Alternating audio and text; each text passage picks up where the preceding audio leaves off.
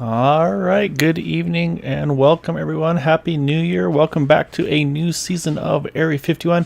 Tonight we have the Xfinity Superspeedway series and we're going to kick it off tonight here at Talladega Superspeedway. Drivers just now starting their qualifying laps, get things in. But we've got to do some business here first because we've got a lot of wonderful partners that have joined the board over the course of the off season. So yeah, again, really want to thank everybody that's been a part of Green Light Checker TV Area 51. So we've had a lot of great partnerships and sponsors, and it continues to grow. Saying one of our newest additions here is going to be the TJ Chummy Esports. You can find them on Facebook. They do driver coaching paint schemes as well. You'll see there's going to be a pretty good group of, I want to say 5 or 6 cars rocking the paint schemes. They'll all be matching pretty much tonight. So if you're looking for that, and then we also have some other sponsorship as well adding on to the list here as well. So really want to thank again some of these guys for coming on board here. Really exciting to see.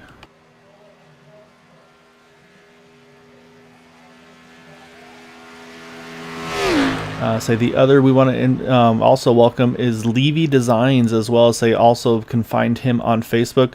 Les Levy driving here tonight in the 62 car. Les also, they got a couple of great painters, I should say, to get some good paint schemes looking. So really want to thank Les Levy, Levy Designs, and of course, like I mentioned, TJ Chummy Esports. Really want to appreciate them coming on board. And yeah, we're going to have some of those drivers in the field here tonight as well. So it'll be fun to see them on the ticker, if you will, on the broadcast, but also on the track as well. So it's gonna be a lot of fun here. It looks like about 30 cars strong so far in this practice session. Gonna be looks like a good number of return drivers from last season, a few new faces, but as a whole looks like pretty much the usual suspects that we've seen over the course of the season. Speaking of which, let's go ahead and look at what the season is gonna look like this year.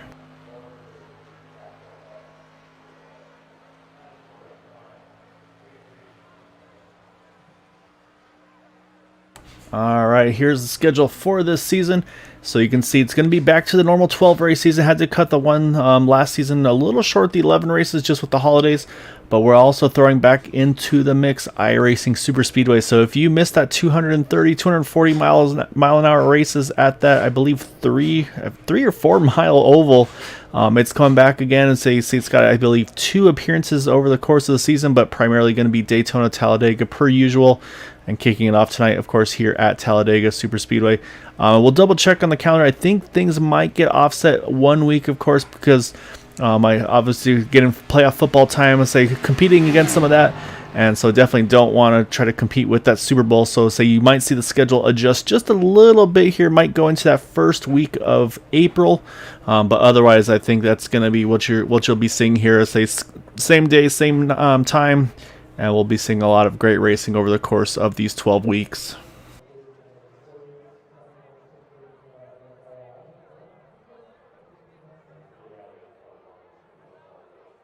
So still got about just over a minute left in practice, or in qualifying, I should say. Apologies. I got to shake the rust off myself here to get things back going again. But yeah, like I said, I hope you all had a wonderful Christmas, New Year's break. Kind of back to the grind here. Hopefully everybody's doing well, staying healthy. Hopefully got to spend some time with friends and family and loved ones over the holiday break. But yeah, definitely looking forward to getting back on track, seeing all the drivers back on. It was fun to chat with some of the drivers, and it even seemed like some of the drivers are mentioning a little chatty in practice as well. I think a lot of drivers kind of getting back in touch with one another. Kind of getting the gang all back together, if you will. So far we have, looks like 21 drivers putting down a qualifying lap. We'll see if any others try to put down a lap times. Again, they've only got about 30 more seconds left. So if they're going to be able to do so, they got to be on their lap right now.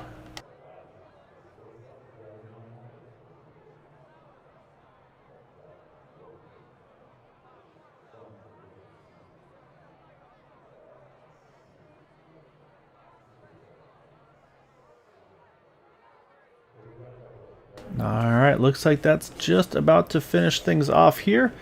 And then we were going to get into our starting grid for tonight's event. And it's going to start off once more here. Our defending champion in that 777, Michael Pegg. He's going to be our pole sitter for tonight's event. So we'll pull up our starting grid for tonight.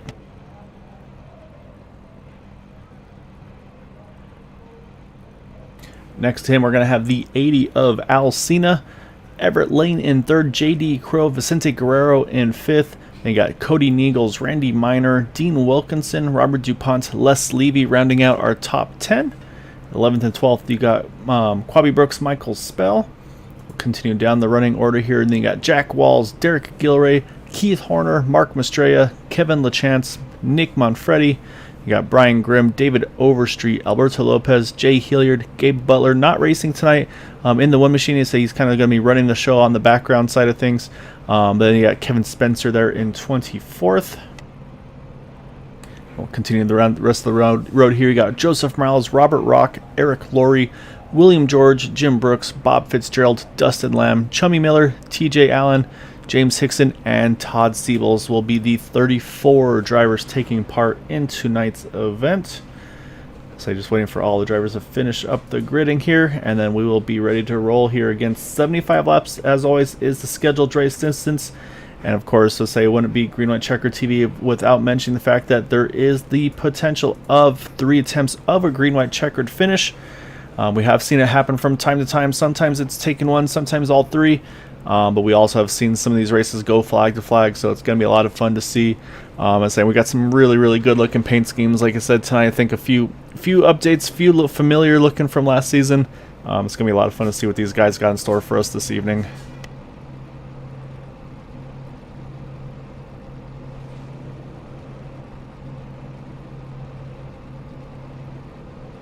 Alright, looks like we've got pretty much everybody gridded up here. Looks like we're going to have 33 cars rolling off. Seeing the 60 of Joseph Morales is actually going to be starting from the pits here.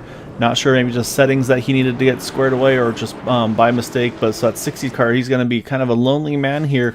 And he's going to have to hope for a little bit of a break to be able to catch back up with the field. Because again, the way these things go, of course, as we mentioned always with the drafting, it's always kind of a crapshoot if you're gonna need help. So we'll have to see how that's gonna pan out for Joseph. But hopefully it'll work out well for him, and he'll have an opportunity to challenge for the win here tonight.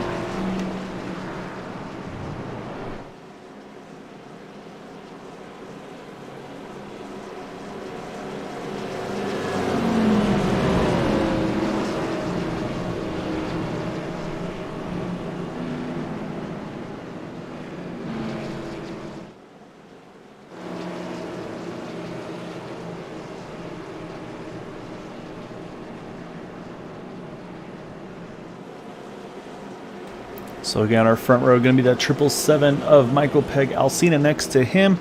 And then you got that 24 on the inside row of Everett Lane. And if I am not mistaken, I believe those 3 drivers are all part of the same team with the regulators.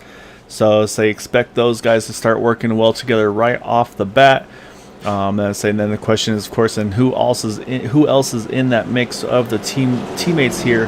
That's always a question mark on some of these as well. So it'll be fun to see this kind of learning some of the new partnerships and teams and everything like that. Like I said, definitely some bigger groups of teams here tonight. So it'll be fun to see who's kind of maybe got the leg up as the season unfolds here. Maybe get that early jump on the rest of the field.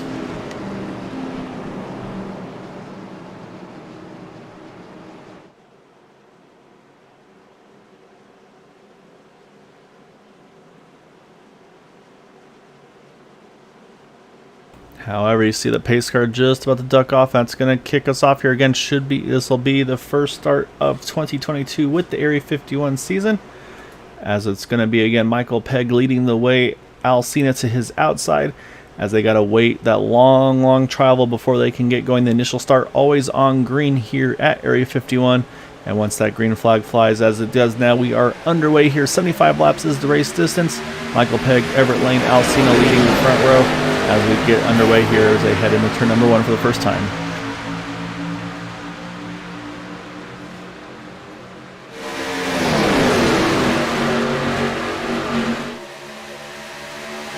So far, so good as they come out of turn number 2. Joseph Morales, Ken mentioned, he is out of the pit road. They say he is right now just entering turn 1 as these guys are halfway down the backstretch already. So like I said, not what he's looking for to kick things off, but Right now, though, that 777 and the 24 are pretty much lockstep with one another here. That's exactly what I expect to see for the majority of this race, I think, until it starts to come to crunch time. Then we might see a little bit more push and shoving. Right now, it's going to be Michael Pegg that's going to try to lead lap number 1. However, JD Crow's got other ideas. He's going to try to shove Alcina to the front as they come through the trial up to speed for the first time. And it is indeed going to be Alcina leading lap number 1, and that all-important bonus point going to go to that 80 car. So, of course, the 777 getting that bonus point for getting the pole position for tonight's event, though, as well.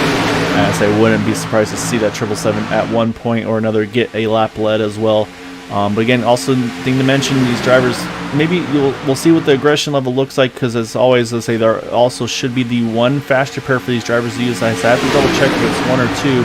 I believe the plan is to have it set to just the 1 throughout the season, so we'll keep an eye on that as well here.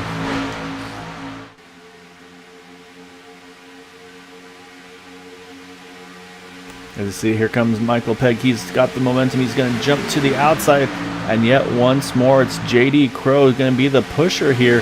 And there's that 777. He gets that lap lead there. And right now, so you see, as soon as he clears, he ducks straight back in line there in front of that 80. But man, the one that I think we're going to have to be watching here is going to be JD Crow in that 35. I mean, pretty much the 2 cars that have got in front of him, he's been able to shove them straight to the front. That shows that 35 of JD Crow is going to be a very strong pusher here tonight.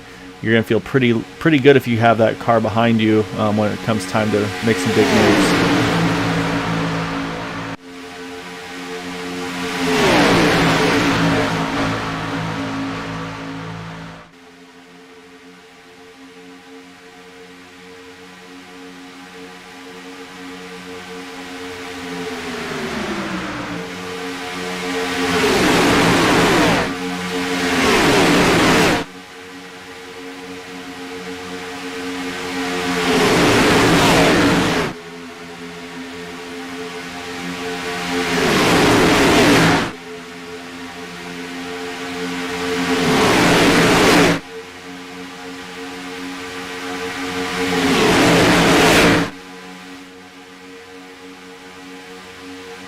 See a couple cars a little further back, so I'm going to peek out towards the outside here. Can't quite make which paint scheme the car numbers those are. We'll try to kind of hunt them down and take a look here. So you can see that the orange one and then the green one just a little bit behind her, just behind the 46. Okay, there we go. It's the 68 of David Overstreet. He's the first of those on the outside line, and then up there trying to push that third line. And then you saw, as soon as that opened up, Kevin LaChance, he's hopped up to that third line. He wants to try to lead that outside line, see if he can kind of push himself towards further up to the group. Again, Talladega, definitely a lot more opportunities to make that third line happen. But right now, I think that momentum definitely shifted. You saw Eric Laurie wasting no time, go straight back to the middle here, trying to find where that momentum is going to put him, try to keep him moving forward. As I say, that big contact, Jack Walls, I think, involved. And you see the 19, he's up and over, as is the 68. 19 still flipping here as well. What's going to bring out our first yellow there, as the 19 just stuck on his lid, unfortunately. Not going to be able to flip it over. It's going to force him to take a tow. But Jack Walls also gets a big piece of that one, and that's going to bring out our first caution. We'll go back and see what happened, but it looked like it kicked off right around Jack Walls.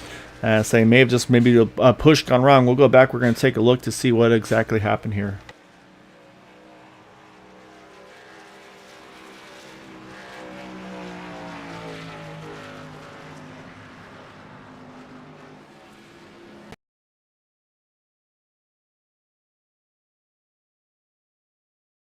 All right, watching that 83 car here. Not sure if we're maybe too... Oh, I think unless there's some sort of an odd netcode situation there, I think Jack's just wheel and everything, I think his stuff just basically just wheel, pedals, whatever, just completely died. We'll go back and we'll look again closer. But just from everything we saw there, yeah, that looks a little bit suspect. As I mentioned, so you see that 19 of Kevin LaChance, he by far got the worst of that. And then just to make matters worse, never even was able to get an opportunity to flip back over on his wheels and try to maybe limp that car back. But I'm going to go back one more time here. We're going to watch Jack Walls here once more. Actually, I'm going to hop on board as well. because I want to kind of get a look and see that just the way that car jumped. It just seemed like something broke. Maybe like the way I said, the wheel maybe came disconnected or pedals, because you're just going to see all of a sudden, yeah, I mean, look at it, the car just snaps to the right, unless maybe some really bad net code. But like I said, but unfortunately, that 19 car just by far gets the worst of it here.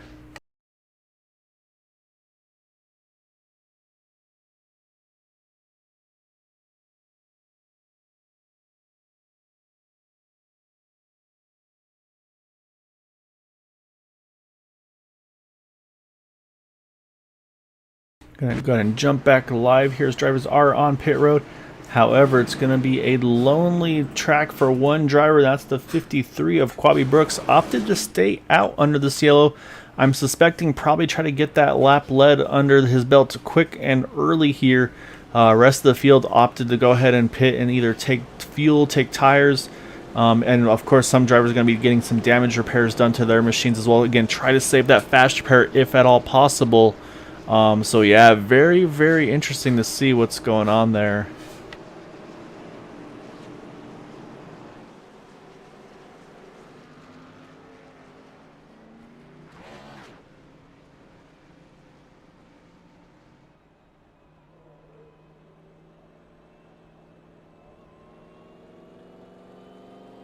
You see the 96 here of Kevin Spencer rolling out of pit road, getting some damage repairs done to his car. Same goes for James Hickson, I believe, in the 12, Dustin Lamb, Jim Brooks. Like I said, these drivers all opting to save that fast repair here. Try to see if they can kind of just get the damage repair done manually to their cars. That's going to be their best chance to have to be able to save that later on in the race. So some drivers may have had to use that fast repair, but you can see that right front damage to the 51 car. That fender definitely a little bit pushed in, so not what he's looking for there. So yeah, so we'll have to keep an eye on some of these drivers. Like I said, a few of them, the longer pit stops include Eric Laurie as well in that 071. The 10 of Alberto Lopez, he had about a 30-second pit stop as well. And the other thing, of course, need to mention is bonus points for no incident points. So unfortunately, those drivers involved in it most likely have at least probably either a 1x if they got in the grass, or a 4x if there's car-to-car contact. So unfortunately, it's going to take those drivers out of the running of an incident-free race here. However, do need to mention that a little bit, maybe a break here for some of those drivers. You see Randy Minor just rolling out of the pits now in the 101, and then also, like I said, Kevin LaChance, he's now out as well after taking his tow. So I believe he's going to fall back to one lap down, it looks like. Currently showing Randy Minor as 2 laps down. But the other driver we were talking about a little earlier that I think this is a big break for, that's right there, the 60 of Joseph Morales. Again, did not have any drafting help as he left from the pits at the start of the race. So that was the break he needed now to be in the thick of this one.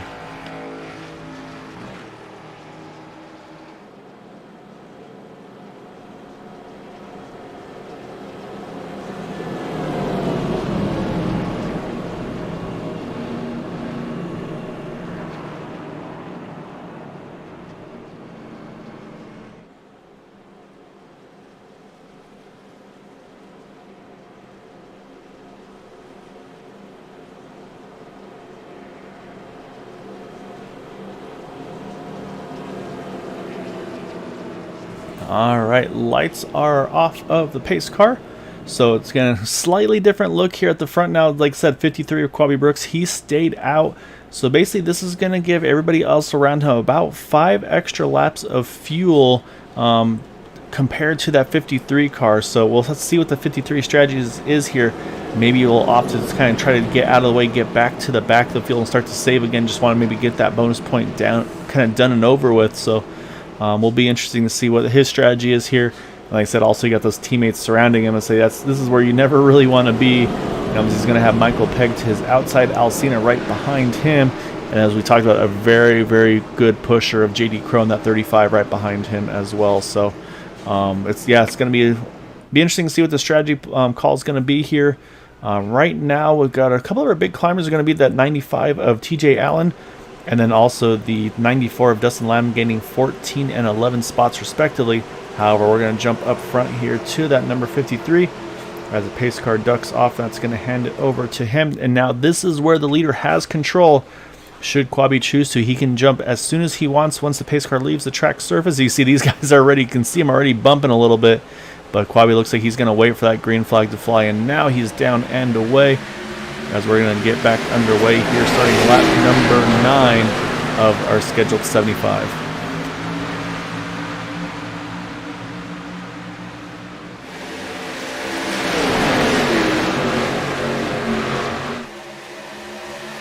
You see the teammates already starting to try to get lined up here on the outside. You see the 80 and the 777. That's allowed the 06 here of Cody Niegels. He's now been able to jump in behind that 53 of Quabi Brooks. Vicente Guerrero in the 14, the third car on the inside line. So we'll see us say right. We got contact in the back. Multiple cars involved. I saw the 101. Randy Miner was one of those involved. Looks like he's getting away with it right now, but trying to see. Oh, it looks like Bob Fitzgerald actually got the worst of it there. He's trying to loop that car back around. Somehow no yellow. We'll see. I don't know if they're going to throw an admin yellow or not, but let's go back and try to find what happened here to Bob, unfortunately, because that was an odd one as everybody was just kind of getting up to speed, and it looks like it was a little further up here. You see 3 wide. Oh, yeah, you see they're just kind of starting to squeeze on each other just a little too much. Here you got Randy Miner there in the 101. And then to his inside is the 68 of David Overstreet. And then unfortunately, I say that's where they start to get a little bit squirrely. And then unfortunately for Bob, just wrong place at the wrong time. You see Jim had to go to the apron to avoid that as well. But I say Bob, you can see as he's the one that gets the absolute worst of it there. Heavy impact to the inside wall. And of course, like I said, no yellow as well. So just bad to worse for the 08 cars. He's had to pit road here. So we're going to jump back up towards the front. And we talked with his teammates. They have found their way to the front in that 08 and that 777 once more. And then say, we talked about the 53 leading that on that restart. I'm looking for that 53 car. There he is. He's in third place on the inside line. So it looks like this is probably a good place here. You can just kind of cruise here and save fuel, I feel like. So we'll see what the strategy is going to be. But right now it's going to be the outside line. No, JD Crow. He's been the pusher. Now can he be the pushy?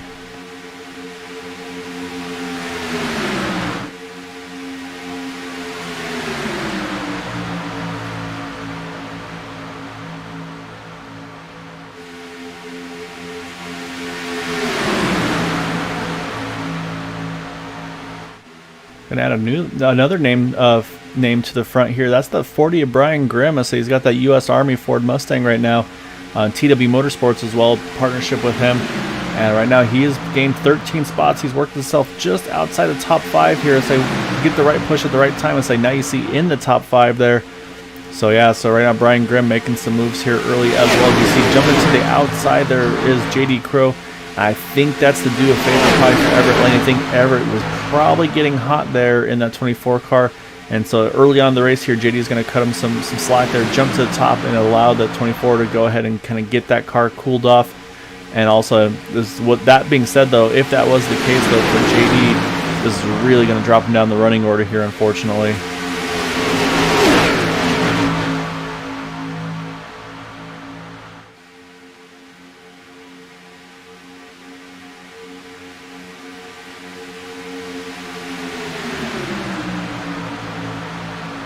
However, back up front, still Michael Pegg again, defending series champion, wants to kind of pick up where he left off and try to kind of set his stamp of authority on this race, on this season.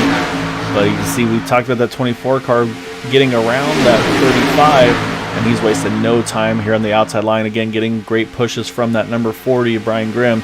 And right now he is just a nose ahead. We'll see if he's going to take the opportunity and jump to the inside. He does. And so now he's going to lead that inside line, as now the outside line is going to be led by that 40 of Brian Grimm, who we were just talking about, and then right behind him that 55 of Dean Wilkinson. You see a little bit of right rear damage to that car, but not enough to affect what he's got going on with the pushing abilities. I'll say the car might look a little hurt, but it's not going to hurt the ability of him to shove that 40 to the front here.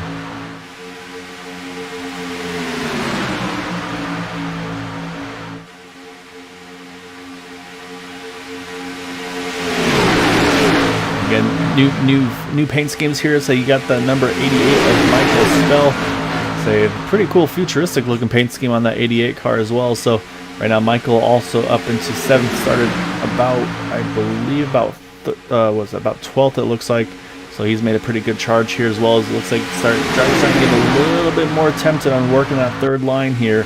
As you see that 46 of Derek Gilroy. Let's say, so one of my favorite paint schemes, I'll say, with that Days of Thunder super flow paint scheme, but really good adjustment putting the flow racing on the side of that one.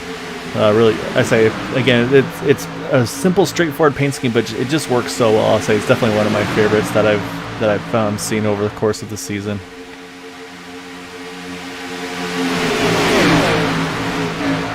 See the 101 of Randy Minor rolling out of Picton Road here as the field flies on by him here. Like I said, just unfortunately, it's gone from bad to worse for Randy in that 101. Multiple laps down here early on in this one. Like I said, it's a few others that definitely got the bad end of the stick there. You see him actually way down the back here. James Hickson in that 12. He's got Jim Brooks with him. He's got David Overstreet, Kevin Spencer. Say these guys, unfortunately, they're not where they need to be, and right now running about a full second slower than the field here. So yeah, so unfortunately not the nights they're looking for either. Like I said, same thing we had for the 60 earlier. They're gonna need a little bit of a break to have a chance here.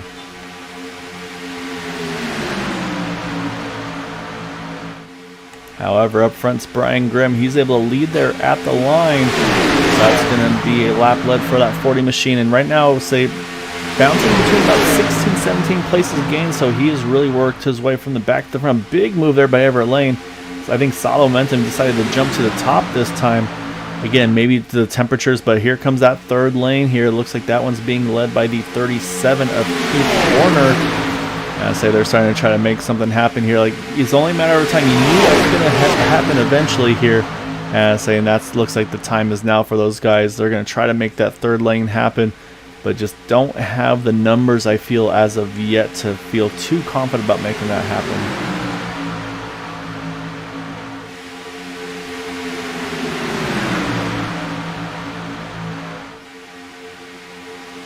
And the drivers are kind of playing it safe right now. And we talked about those TJ Chummy Esports drivers, and they're doing exactly that right now. So it looks like, I believe it's Chummy Miller leading that group here right now. Actually, no, I'm sorry, it's Dustin Lamb in the 94 leading these guys.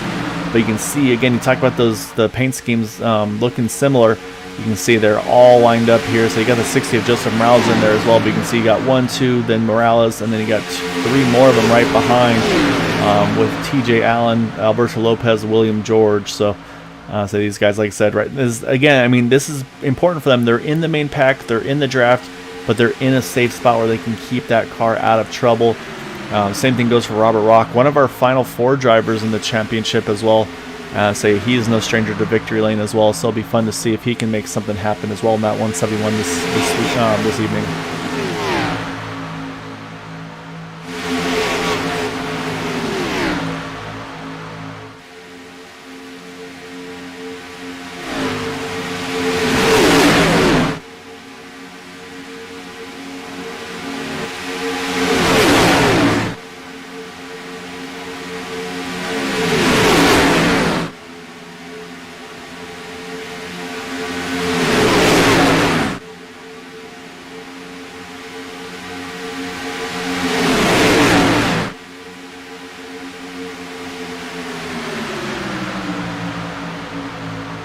Right now, things still a little on the calmer side, but again, that third line is just kind of ebbing and flowing right now. You see Jack Walls, he's now leading it, but look who's right behind him again.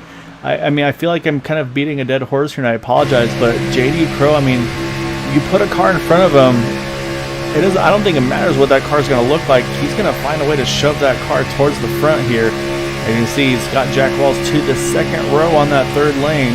Just needs to get that little bit more momentum, probably try to make that happen. So but you can see again, there's that ebb and flow. They were able to get to that second group, but now they're going to fall back to about row 3, maybe row 4 of these 2x2 drivers. And I think that was enough for what he saw there. He's going to go ahead and drop down there, and actually kind of pinches out the 83 car, leaves him out to hang on the outside line. So now Jack's going to have to try to find some more help behind him. And looks like it's going to come in the form of Keith Horner in that 37 car. But again, looking at new paint schemes and new members to the front here. Jay Hilliard in that 59 car, the Tire Pros. He's worked his way now solidly into that top 10 as well. And then again, you got some more drivers starting to peak back up to the top here. Now it's the 35 leading it with of JD Crowe, but he's got Eric Laurie behind him. And so we know those two work very well together as well. And you can see already that momentum starting to shift back to that outside line.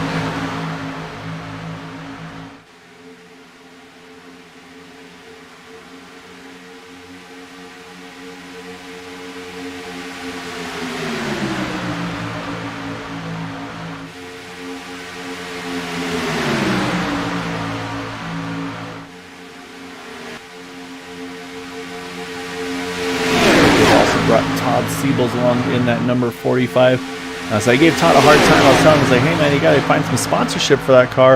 And I was like, what better to go with than say just put iRacing on the hood on the side of that car. So I say Todd Siebels, that third driver on the outside line, and say now this is where things are getting a little dicey here. They're coming up onto the 08 here of Bob Fitzgerald. And I say when you're running 3x3, there's not much more you can do. I mean, you could squeeze a 4 wide, but ideally you don't want to have that happen. And saying I had a feeling that was exactly what was going to happen there. It's a good heads up there by Bob. He's going to go ahead and drop straight to the apron here. He's got to be careful. It gets a little bouncy down there, but it looks like Bob's done a great job to be able to let the field swing on by here. Hopefully find a way to slot himself in, not lose this draft as well. That's the other danger of it. However, with everything that's been going on here while watching all of that, I never had an opportunity to notice Brian Grimm. He's finally goes to the inside line now, who's leading that middle group. And we saw there for just a split second, JD Crowe almost had a chance to get to the front there. Just again, kind of that ebb and flow of the draft right now.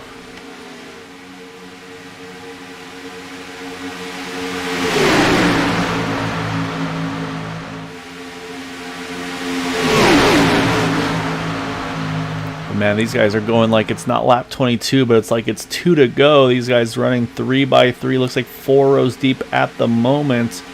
You got the 77 leading the inside line. You got the 55 on the middle, and then the 35 on the outside line.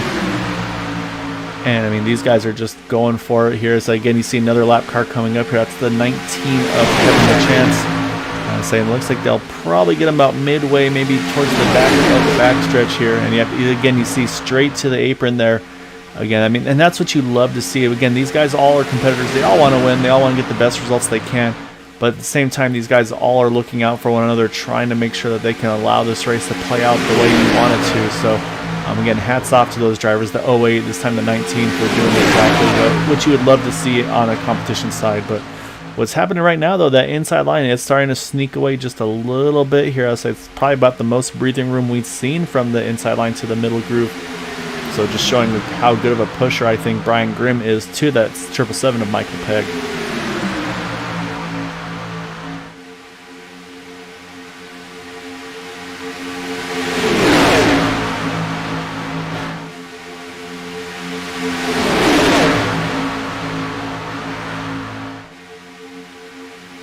Got some wiggles, we got contact. Oh, yep, there's the 06 around Cody Neagles. Just kisses the inside wall. He's going to try to hang on to it. Oh my goodness, I don't know how A, Cody saved that, and B, how all of those cars around him were able to avoid him. Some amazing heads-up driving there. That was basically, I mean, that was a wreck that didn't happen there. Unfortunately, Cody getting the worst of it out of all of that. But with all that savings, though, that's allowed this race. It stays green here. So Cody's going to have to hope he can stay on the draft here and be able to keep up with this lead pack, but might have to tag on to the back of, I think it's going to be Kevin LaChance he can try to team up with. We stay green here, so we'll keep watching the group up front here. Because now, again, we talked about the pit stop strategy.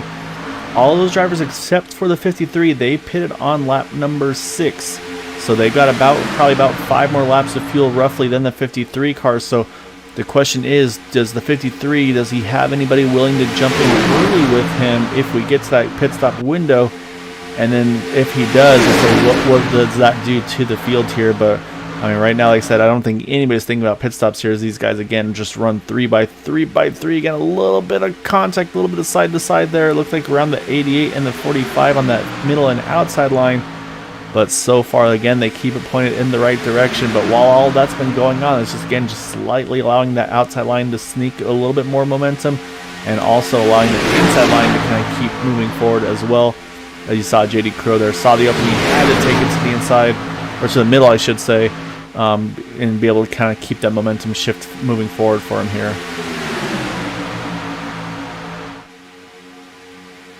I mean, you can see these drivers visibly just really starting to squeeze each other a little bit harder, more and more. So I'm not sure if that's just, again, just kind of just everything starting to ramp up a little bit. Maybe some nerves and saying, hey, I got to get to the bottom here because I know pit stops are coming soon. So it should be probably in about, I would say, about 5 laps or so, most likely for these leaders. I think the fuel window is around 25, 26 under green. Green flag conditions, however, again, everybody pitting at lap number 6 probably gets them to about 31, 32. But like I said, the question mark I have is that 53 car. Again, he did not pit, so he's going to have to pit that a little bit earlier. But the one thing he does have going for him is he has been pretty much dedicated to that inside line. Maybe he's been able to save maybe a lap or so of fuel under this green flag run here. So, but like I said, we'll have to see when he ducks in. Does he have any friends to go with him? I think that's gonna be the really big question here. However, once again, every time I look at something, I miss something else, and that's gonna be JD Crow getting the push he needs to get to the front. And there goes 53. He's hits pit road here, coming to lap number 28, but all alone, has nobody behind him here.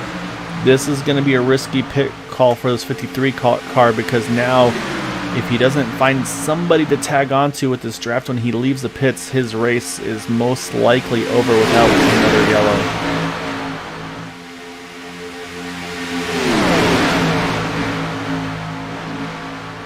And say another thing, say again, apologies for missing some of these things, but Everett Lane, he was one of the ones in the thick of this one, leading laps, and he's actually stuck off on his own right now as well. So apologies again for trying to keep up as much as I can, but missed something there with Everett as well. And so right now he is not too far away from being lapped here. He's about a straightaway ahead of our leaders here, but again on his own. However, that could be the break that the 24 and the 53 could use with each other, because it looks like they may be able to tag onto one another here for drafting purposes. So just kind of, again, just try to help the damage a little bit if you can.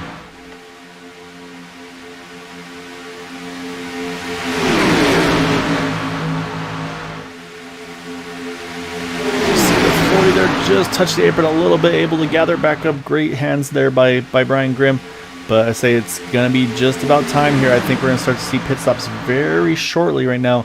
Right now it's JD Crow leading the inside lane, but you see Dean Wilkins getting a great push from Michael Spell. Not enough to clear as of yet, so now we're going to see kind of who's going to blink first out of these leaders. I think we'll probably see somebody drop off here, but as I said, completely proven wrong here. So these guys, I think they've got a pit strategy looking that they're going to be aiming for here as they continue to run here as we cross lap number 30 at the line.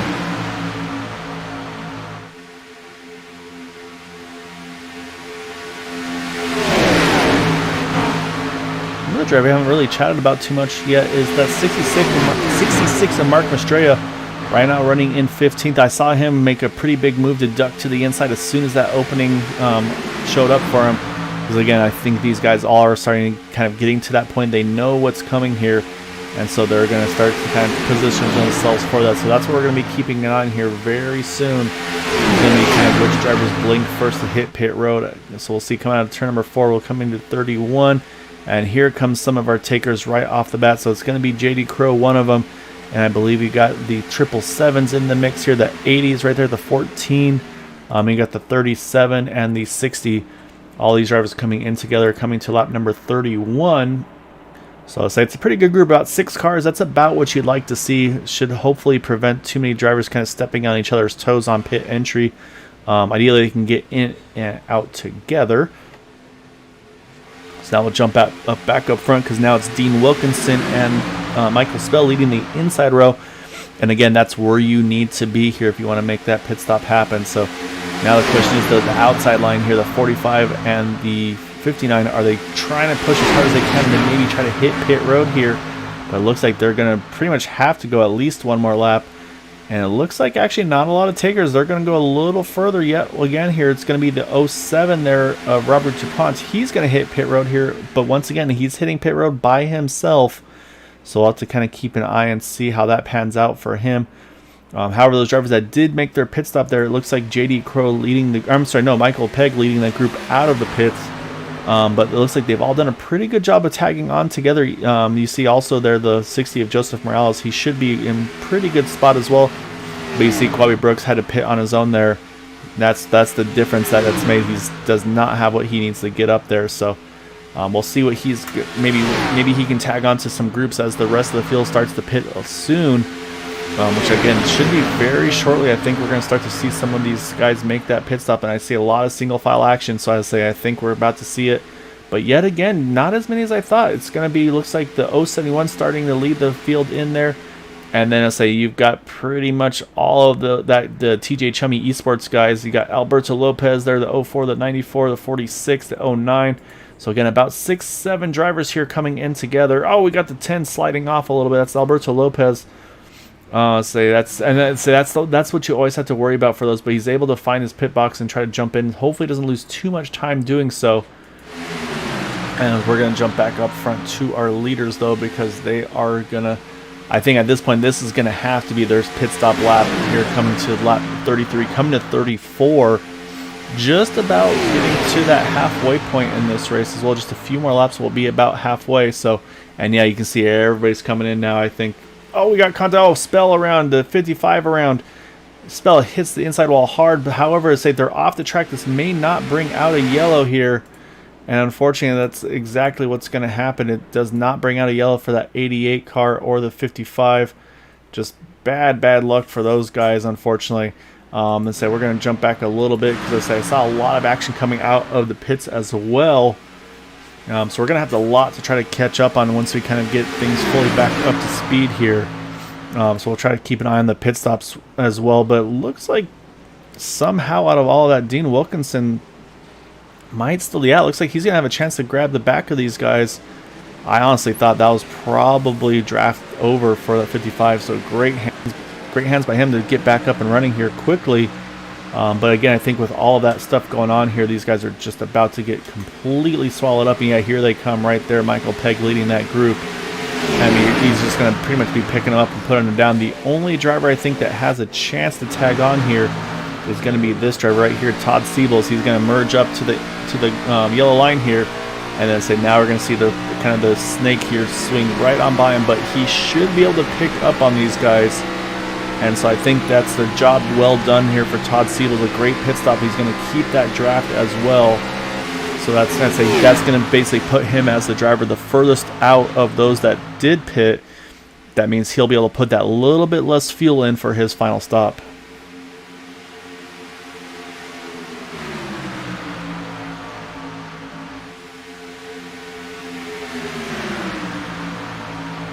So right now, I think what we're seeing here is, again, we're seeing some strategy differentiating going on here. I say now with these guys, the way they've got things going here, they're going to try to stay lined up, I think, to try to see if they can separate themselves away from the remainder of the field. You see Brian Grimm, Jay Hilliard, they've done a really good job. They're going to tag right back onto the back of this group. So that's going to give us 11 cars in this main lead pack here. Again, we're going to still have one pit stop to go here as we're at 40 to go at the line.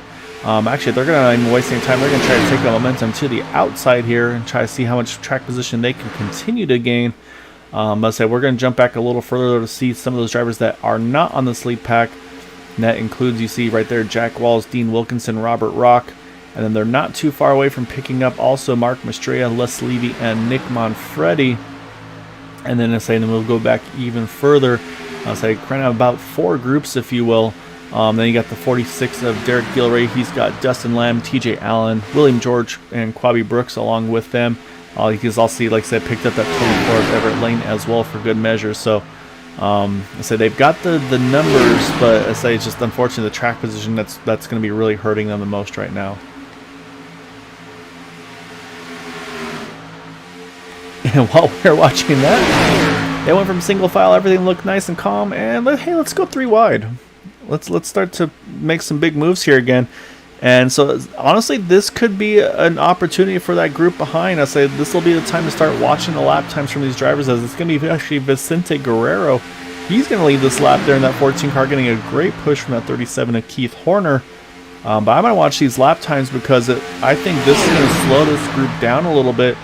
Could put an opportunity for that second pack to catch, but actually looking at lap times, somehow still, even with those guys going 2-3 wide, they still wind up being about a half a second faster than that second group being led by Dean Wilkinson.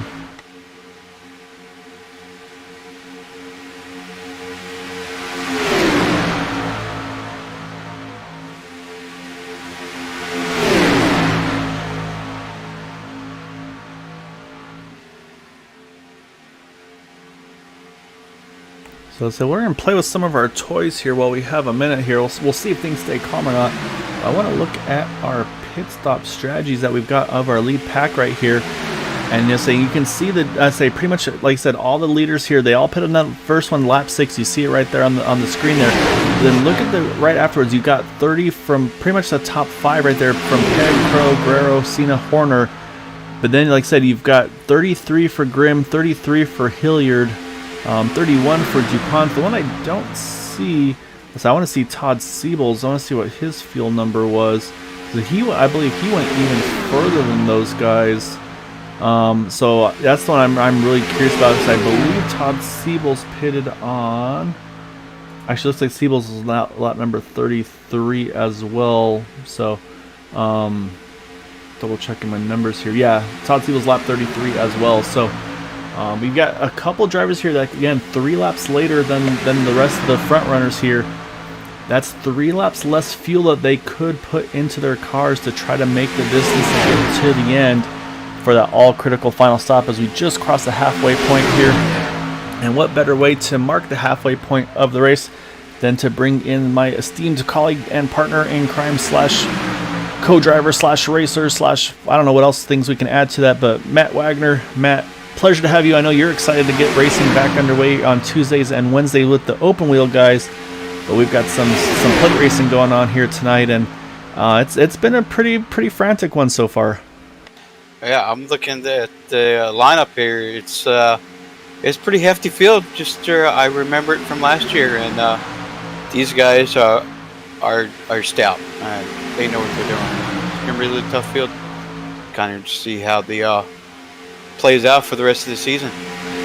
Yeah, so this one's definitely been a bit of an oddity. We've had I believe the one yellow, if I'm not mistaken, but we've had a couple that coulda, shoulda yellows, if you will, and it's honestly, I mean, that's a big part of what's really split up the field here. We've got pretty much 3 separate groups right now.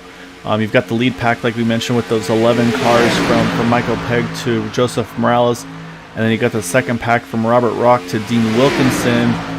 From 12th to 17th, and then you got a third pack, Derek Gilray, from 18th to 22nd of William George. So, and then even further back, there's even a third or fourth group, if you will, with David Overstreet, Jim Brooks, James Hickson, some of these guys. And they honestly, I mean, they pretty much lost the draft from the initial restart, wow, which has been about almost 30 laps ago at this point. And just with it going green, they just haven't had the opportunity to catch back up, unfortunately. So they're basically at the mercy of a yellow to try to get back into the thick of this one. Yeah, I remember being in spots before of someone getting out of the shape and me not able to get back to the draft. It's a struggle, and those guys need a caution. And all those times I needed a caution, it just never flew my way. And that's exactly it. It's kind of just the luck of the draw if you get the yellow you need and at the time you need, and that's what these races are. I mean, it's a lot of skill. Obviously, a lot of these drivers put a lot of time and effort into knowing where they can draft, how they can draft, and kind of keep the temperatures under control. Of course, the pit entry, pit exits. But then, I mean, there's always going to be that luck of the draw if a caution comes out at the right time for you, or doesn't come out at the wrong time for you even. So there's a lot of things that have to happen the way you need it to for these races to pan out. So let's say you can see the field here. Let's say this is going to get a little dicey here. As you see, the 04 is going to stay to that yellow line here. So all these drivers are going to start squeezing themselves just a little bit extra. And that could have almost been that yellow that a lot of those drivers were hoping for. Sorry, guy, how I'm just uploading my little race stats here. I would like to know what everybody's bidding. So yeah, so last pit stops were right around lap 30 to 33 was pretty much the main range for the drivers. So basically they should be able to go to about 55 or so, 55, 58 range if we go for that rough about 25 lap window. But that should be the final stop of the race for those guys. So yeah, it should be pretty much one stop for all drivers from here on out. The ones that I'm going to be interested in watching are those ones that pitted on 33, like Jay Hilliard. Oh, we got big wiggle there by the 40 car. Brian Grimm, he's able to hang on to it, but you know that didn't feel good behind the wheel there. Not whatsoever, dude. But a great save, and I say he should be able to catch back up. And yeah, if everybody looks like they're going to hold the draft here. But yeah, so the three drivers that I'm going to be curious about, I think, are going to be Jay Hilliard in the 59, Brian Grimm in the 40, and Todd Siebels in the 45. Those three drivers, they pitted 3 laps later than the leaders right now, who all pitted on 30, like Michael Pegg, Vicente, JD, Keith, and company. Will that 3-lap difference be enough to maybe shorten that pit stop enough where they can maybe separate themselves from that group enough, or maybe at least kind of give themselves better odds to stay in that lead pack? Oh. Well, I say about the second group, yeah. I'm sitting there watching them. Not really well organized. They need to start being close enough to each other. Which I remember the last race of the season, I was with you, and that was a hell of a comeback those guys made. Those guys need to get better organized or to catch the lead pack. Yeah, so different groups are definitely doing very, very different things. Some look very kind of organized, just all running the same line. As I'm looking further back, these guys running 3 wide for the moment. That's never going to work out for them. But yeah, right now, like I said, we still got 31 to go here. But like I said, pretty much I'd say about 5 more laps would be when the earliest you can make that pit stop. But of course, let's say we talked about the potential of those green-white checkers. That's always a potential. So I mean, I think these guys got to start thinking about that as well. To say, okay, I think I'm going to put on this lap, and that's going to give me enough to feel like I can make it to the end. Yeah. Siebels. Sorry, I'm just listening to the guys on the radio. Oh no, yeah. I mean, if you're getting any insider info, definitely feel free to relay it over. But yeah, right now, so the other thing I'm watching is lap time. It's not differentiating too much. That second pack has been holding, unfortunately, just a little bit, a couple tenths or so per lap slower. And so that's what's allowed the gap to go from to about now. Let's take over 8 seconds, actually almost 9 right now between 11th and 12th there. So say they're going to pick up, hopefully, if they might be able to pick up that 24 car, he'd be a good addition there of Everett Lane. I'm going to say, I think this is Everett going for the gamble here. No, actually, that's not, let's say, no, it's still too early for his pit stop, but unfortunately, he's not going to catch that group here. So I'll say that's where you wish you just had that little extra tenth or so, and you would have been able to tag onto the back. So now he's going to have to fall all the way back to the next group of drivers, which is that 46 of Derek Gilray. So definitely not what he was looking for there.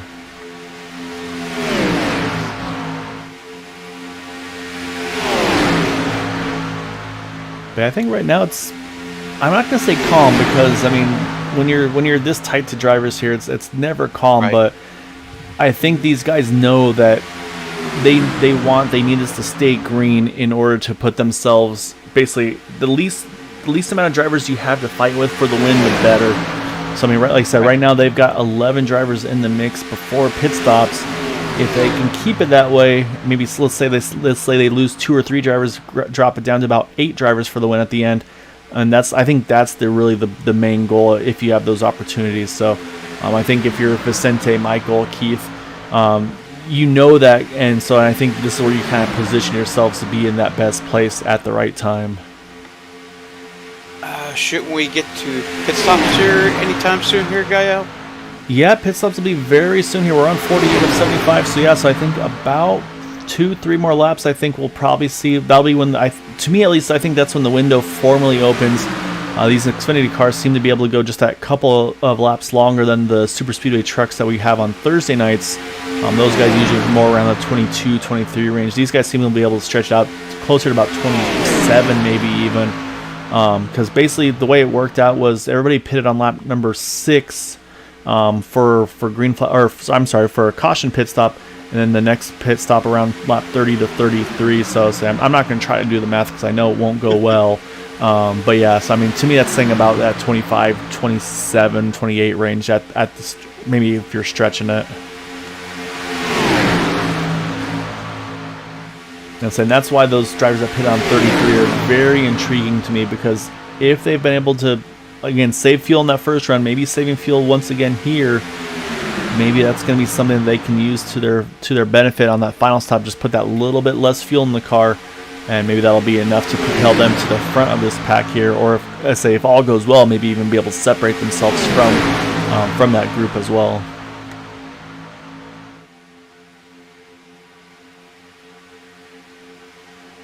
Yeah, so again, still continue to watch lap times. It's fallen to almost 10 seconds now between Vicente to Robert, from first to 12th, or actually now closer to 11 seconds, unfortunately. Yeah, they just don't have the numbers. They've got, 6 cars compared to about the 11 to 12 in this lead pack. So, and that's, the more cars you have, the better, of course. I mean, like you're saying, Matt, you got to be lined up, you got to be drafting well. But, I mean, the more you have, that's always going to give you the best chance of those lap times. Well, this pit stop upcoming will tell the full story. Yeah, and that's going to be the question mark, is does anybody gamble, maybe one of those packs a little further back, to say, hey, let's just pit a lap or two earlier and see if that does something for us? Because the one driver, there was one driver, and saying it's unfortunate, I feel like it's probably bit him a little bit, was that 53 car of Quabi Brooks. He decided not to pit under that lap 6 yellow, and so he had to pit on his own under green flag conditions about 5 laps before everybody else. And so he's pretty much in this third draft pack right now, sitting in 21st position. So let's say I don't know if it was a gamble to get the bonus point or what the strategy was, but it just has not panned out for him. So he's going to probably be the first of those to make the pit stop. But what he does have going for him is the fact that he can make it to the end from here, as we're at 25 to go.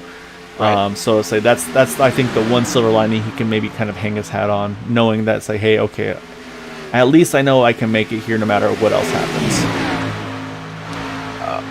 Yeah. And honestly, I'm a little surprised nobody's jumping in. Again, this lead pack, they continue to stay out here as we're going to come across 24 to go. But this could be that green-white checker buffer that these guys are talking about, or sorry, that we've been talking about just keeping, like, hey, if we get a late yellow, I don't want to have to come back into the pits and take a splash of fuel. So just wait that little bit longer. And because, again, it continues to be the same thing for that second group. They all swung right on by the pit road. And even this third group, even the 53 car, he's still able to go another lap as well. Again, he pitted at lap number 27, Matt. And, I mean, we're at 24 to go. So, I mean, he has really been able to run a long number on this. Longer. Yeah. Yeah. Me and fuel don't get along. Yeah. As you well know in the past, not very well. Looks like the cars up top are trying to duck to the inside and getting ready to make some pit stops here. Yeah, see, 37 is getting a great push from Cody Niegels. Unfortunately, let's say Cody was kind of in the wrong place at the wrong time, just got shoved off track. But yes, he's going to make his name known. They're able to help that 37 car. Not sure if any teammate or teamwork there. I'm saying, honestly, for Cody, this might be an opportunity for him as well. Right now is the first car one lap down, so a caution would be a huge break for him, get that lucky dog. But I think he might even be thinking about it, like, hey, I might be able to get my lap back the old-fashioned way. I don't even have to worry about restarting at the back of the field if we do get a yellow. And that's exactly what he does there. He gets pushed in front of that 37 car. But now of it. That's going to hang out that 45 of Todd Siebels, and that's not what Todd wants to see here. So saying this is where he's going to have to hope. Yeah, saying there they go. Some drivers are going to duck onto the pits. So we got about 5 drivers here. It's going to be the 37, the 06, the 14, and the 60. They're all going to hit pit road there. And we saw a little bit of some squirreliness from the guys behind, trying to kind of jockey themselves to try to be that leader of the group once that first group pitted. And so, yeah, so they're going to continue on by here. So that's going to drop the lead pack now down to, I believe, about 7 cars. And then it looks like the second group, same thing. No movement from those guys. They're not going to hit pit road as of yet. However, I believe Quabi Brooks, he finally had to give up and hit pit road as well in the 53. He went as far as he could go in that machine. But now we see, when do we see any reaction to that first group pitting? Do we see the 777, the 35? Do they hit pit road now? Nope. Or do they think they're going to go a little faster with being on their own? Yeah, like I said, they stay out. And the thing that's really going to hurt these guys that pitted, though, Matt, I'm watching Keith Horner. Here comes the lead group. Here comes the lead group. Oh! Whew, I'm sorry, buddy. Oh, you're good. You're good. That one guy was way sideways. I thought he was going to lose it. So we do have a few drivers in, though. We have Robert Rock, Les Levy, Nick Monfretti, Dean Wilkinson, and Mark Mastraya. But I was mentioning on the pit stop, though, is unfortunately an amazing pit stop for the 37 of Keith Horner, but it's something you've done before, Matt. I mean, he is out there about 4 seconds ahead of anybody, and so it's going to cost him so much time right now. And it's like, now here comes another group of cars. Oh, you see Eric Laurie, a late entry here. So you got the 777, the 071, the 80, and the 35. Saying these are a couple of strong teams here that are coming in together. So this, if they can hit their pits well, this could be a pretty stout group to come out together. That's going to now bring it over to Todd Siebels. Remember I talked about those drivers that went to lap 33? Here they are. Todd Siebels, Jay Hilliard, Brian Grimm, all running first, second, and third. Wow. So they still have a pit stop to make, but what they are getting right now is they're able to steal a little bit of draft to some of these guys that are pitting, Matt. The problem is, though, now they have to run that outside line to get around them. So that's the next question. Can they all clear in time to hit pit road? It looks like 3 of the 4 have, but they're going to continue to go a little bit longer here. As I see one car hit pit road there. That's the 19 of Kevin LaChance. He's a few laps down right now. But we're going to jump back to the drivers that did pit, though, Matt. We got to see where everybody is situated.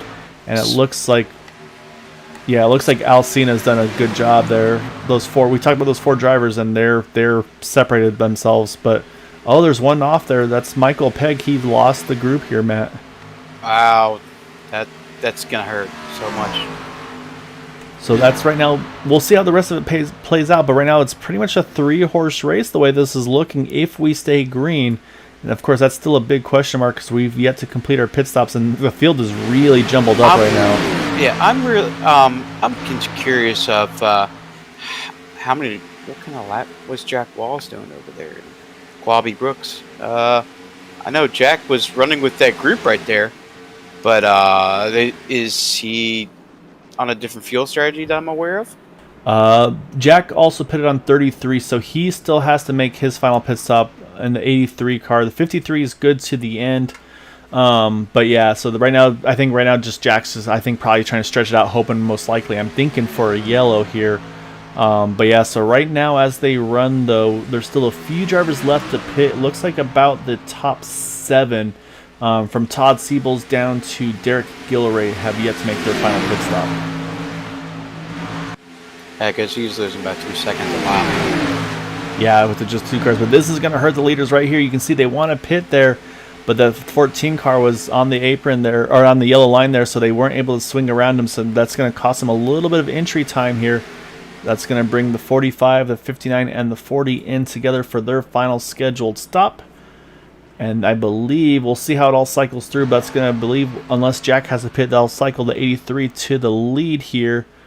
And yep, he's going to stay out. So Jack will at least get a lap led right now in the 83 car. So that's always a good thing to get that bonus point out of the way. And like I said, he still needs to have a break here to help his chance out in the race. But yeah, so he's going to take over the point here. And then here comes another group of cars here. You got the 09, the 95, and the 46 all coming in together. So now I got to watch here is going to be Todd Siebels, because we got to find that group that just the group that had already pitted there, Alcina, Eric Laurie, JD Crow. Can they tag on to them? Because they're right now coming through 1 and 2 here with a full head of steam, and it's going to be tight. I'm not sure if they're going to be able to tag on or not. There goes our top 3 around Todd Siebels. And I say, I got to look. Oh, we got the 12 car on the inside wall, but that should keep us under green because he's off the racing surface. That's James Hickson. Looks like he's going to be able to grab a gear and get going again. So I think we will indeed stay green. Jack Walls hits pit road. Ouch. And this is just about to complete the cycle of pit stops. And now it looks like, I'm trying to see exactly who is where. And I believe there is a chance here, Matt. I think we could still see the 59, the 45, and the 40 get into the mix here, but they're going to have to hustle and try to catch that draft here. And basically at this point, Jay Hilliard just needs a push for all he's worth. But actually, you know what? I think he's okay. I think they're close enough to the last car in that draft. So this is going to be, if we stay green, I believe this will be a 6-car lead lap shootout. However, wow, we've got a lot of lap cars in the mix here, Matt. And we've had it before where lap cars could play a role pushing somebody at the right time. And we see a lot of movement right now. Everybody's trying to stay out of the way of the leaders, and this is really kind of shaking up the field right now. Yeah, I'm just trying to go through the standing sheet right now because there's a lot of lap cars between the leaders. Yeah, exactly right. So it looks like I believe the top 6 will be okay here. As I try and double check the numbers and everything, but from what I am seeing, Brian Grimm's a little bit on the tight edge of catching this draft right now, but if he can tag on, that's going to be 6 lead lap cars fighting for the win. But like I said, he just needs to try to get around this 101 and maybe get some help here, but right now it doesn't have the help he's looking for, and he's starting to lose just a little bit of ground here. And as they stay side by side, this is exactly the opposite of what Brian needs here, because right in front of him, Todd Siebels, Jay Hilliard, they're not wasting any time, Matt. They went straight to the middle line. They're going to push their way forward here, see if they can get up to those top 3 in the 80, the 071, and that 35. And Eric, and say JD Cruz saw that happening. He said, "Yeah, I'll be the one to get the push." However, the 45 Todd Siebels, he has other ideas. He goes even higher, and JD saw that and he's like, "All right, let me drop back to the inside there." So it's going to continue to be that 45 and the 59 working that middle line.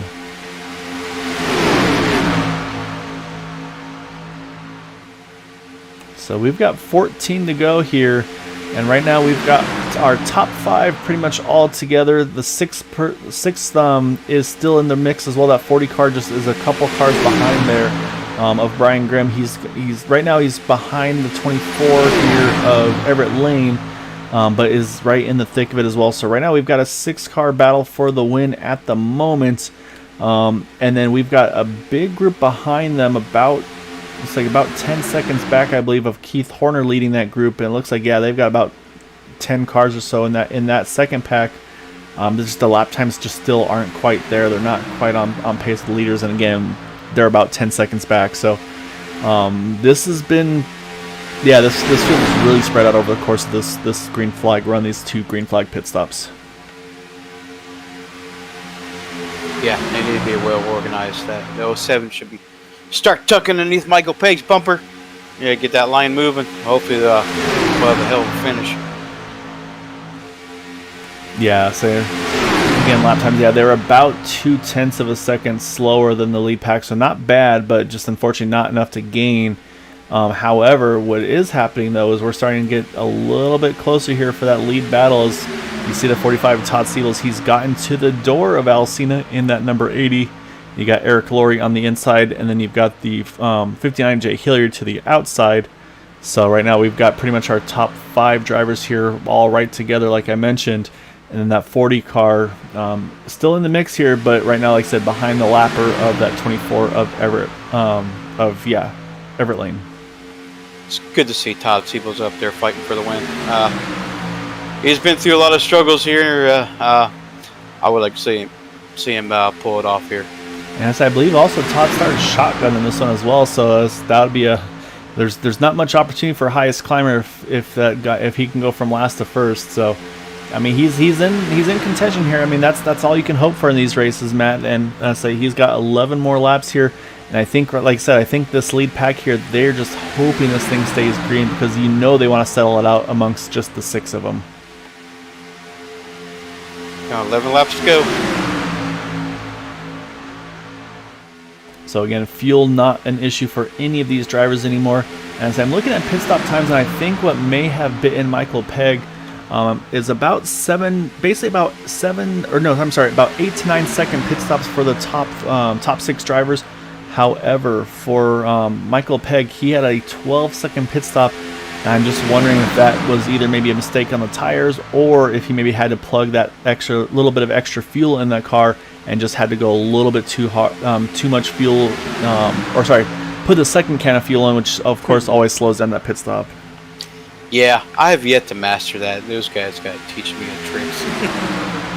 Yeah, so we got 10 to go here, though, as, like, again, still Alcina leading the inside line pretty well here. Like I said, every so often these cars, you got to get that ebb and flow of that second groove, but right now the inside line, I think Eric Laurie, he's done a really good job of staying committed to that 80 car, but I do not believe there's any teamwork or teammate affiliation with these two drivers, so I would say probably at this point all bets will be off when it gets to those closing laps. I think right now Eric's kind of keeping the 80 out in front. That's going to be his best position until maybe we get to, I'd say probably, I think if he can get to that white flag, I think then at that point all bets will be off to see who can make the right move at the right time to get that win. Well, this will shake things up a bit. We got about 3 it's moving already. Coming. There it goes, though. You see Eric Laurie and 35 JD Crew, they were able to work themselves clear of the outside line, and they wasted no time jumping immediately to the outside of Alcina. Wow, what a move. Both clear him, so now it's Eric Laurie leading the way with the 35 of JD Crow behind him. And the momentum loss, that's kind of propelled Todd Siebels just to the side of the 80 car. So now I think Al here probably feels like he's the odd man out there. Again, not really having any teammates to work with here at the moment. However, like I said, I think Everett Lane, I believe, is a teammate to Al. So if they can find a way to hook up together, they may not be on the same lap as each other, but teammates have always played a role in these races. We've seen teammates laps down help push teammates to the front to try to get these wins. So it's definitely not over yet for that 80 car. You know he's going to have some big moves to put in later on in this race as we come across the 8 to go. I tell you, guy, that lap car is going to play a role toward the end of this race. Yeah, there's a pretty good group in front. You're right. Surprising though, there you saw JD Crow. He tried to jump to the middle there, but again, Todd Siebels, he said, "Yeah, I'll just go to the third line then." And that's again, it's starting to shuffle out the pacing. There's the opportunity. There's Alcina. He's going to jump now to the outside of Eric Laurie. He's got a little bit of momentum. He's going to get just a nose ahead as they enter turn number 3. And these guys are starting to really start to mix up. That's allowed Brian Grimm. He's finally got himself into a position as well in that number 40. But we are 3 cars deep here as we're going to come across to 7 to go. I think these guys are starting to get a little too aggressive too early yet. I don't think it's time to make the final push to try to get this win. Whoa. Wow, that was close. Yeah, the pushing is going to get more and more aggressive, and I'll say if you're that second pack with Keith Horner, Michael Pegg, Robert Dupont, you're saying, yeah, guys, go for it. You guys need to start fighting and fight hard because we need a yellow to get back into the mix here in this race. But right now we stay clean and green. 7 to go, as again 3x3 here for the lead.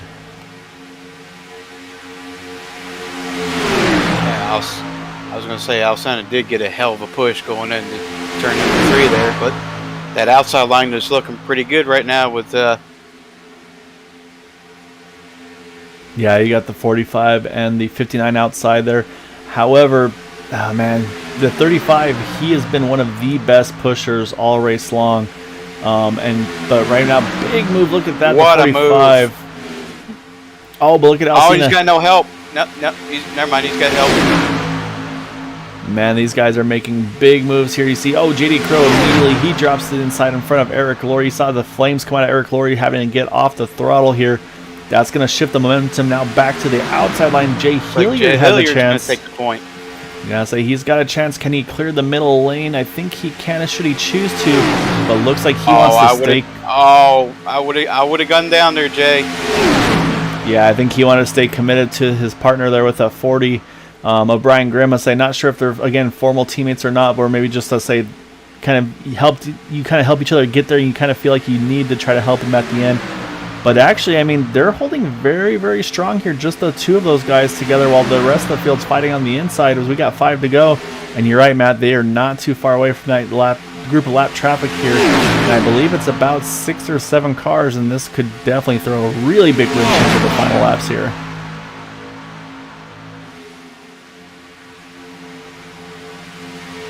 If he really wanted to, Jay can clear all the way straight down to the bottom. He's going to take it he's to the gonna take middle. to the middle. And I think that's a good spot there. I think actually a middle is a good groove because you get the momentum on the Oh, edge. caution's out. It's towards the back here. And it's I think Les Levy is one of those involved in it. Now the question was who had the lead at the time of yellow, because that's going to be the next question for this restart, because this is going to be, I believe, just outside of green, white, checkered territory. But we are going to have a very late race restart, and at this point, all bets are off. Let's go back. Let's try to find out what happened here. I believe it did involve Les Levy, but we'll see where this all kicked off. Let me find that 62 machine of Les Levy. All right, so you're looking for that number 62 machine. Say that's that black and white car. You see, he's got the 14 of Vicente Guerrero right on his rear bumper here. And I think, just a bump draft gone wrong in the turns there. Unfortunately, that sends Les around in front. And then it looks like, for the most part, though, the rest of the guys are able to sneak on by there. So just unfortunate for Les, but like I said, it's, I think, honestly a pretty big break for the rest of the field, because it's going to bring a lot of drivers back into the mix, and Les did a great job hanging onto that car as well. So great job there, Les. So we're going to restart this thing here. Well, first we're going to see if we have any pit stops or not. Everybody's trying to get sorted back out to be in the right running order here. But it looks like it was Alcina with the lead at the time of yellow. And that is our second yellow here, as we're going to cross the line here, Matt, 3 to go. And I think this will indeed put us into our first green, white, checkered territory, if I'm not mistaken. If not, it'll be an unofficial one. But yeah, I think we will, because we're going to cross at 3 to go now. So yeah, I think this is going to be green, white, checkered attempt number 1. Well, the question is, do these guys have enough fuel to make it to the end? So we see leaders, pitted on 55, 58. I think these guys are going to be in pretty good shape, actually, because, I think they're going to have at least 5 or so laps of margin for the most part of these guys. Dustin Lamb, he's able to get his wave around, but we've got some drivers that this caution was a huge benefit for. A big chunk of the guys that weren't in that lead draft. So, I mean, pretty much, honestly, from Keith Horner on back here, this is going to be, at this point, this is going to be a barn burner to finish, because there's going to be no holds barred here. Everybody's going to go for everything they're worth here. Some drivers are going to go ahead and take advantage of that yellow. Les Levy might as well go ahead and pit probably tires, fuel, get back out there. Quabi Brooks, he was kind of in a bad spot from the get-go, but somehow hung on to the lead lap in the 53 car. So, I mean, that was probably a tough fight in itself just to stay on the lead lap. And like I mentioned, Dustin Lamb, he gets his lap back. He's going to give us 20 cars to stay on the lead lap here on this final restart. Well, potential final restart. We have 3 attempts. So, all right. So the first thing is going to be to see where these drivers all line up, because that's going to be, I think, the biggest question. Do we have anybody maybe able to lock on to teammates to make something happen? Well, 59, we're going to be locked on to Todd Siebels. And is Alcina teammates to JD Crow? No, I don't think they are. I believe Alcina's with Regulators Group, and I believe his closest teammate at the moment is going to be Michael Pegg in 8th position. So he's pretty much basically on his own. I mean, the thing is, Al is that good of a driver and that fast that it's one of those things where they may not be a teammate, but it's like, hey, if I want to get a good finish, I might as well stay with that 80 car.